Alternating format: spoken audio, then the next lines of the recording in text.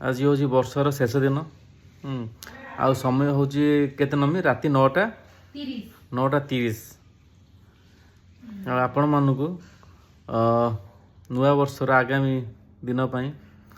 बहुत बहुत अभिनंदन बहुत बहुत शुभेच्छा। आउ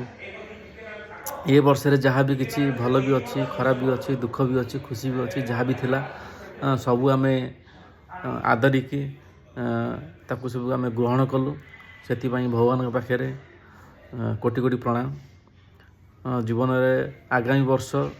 समस्त आम मान भी बहुत खुशी आनी दो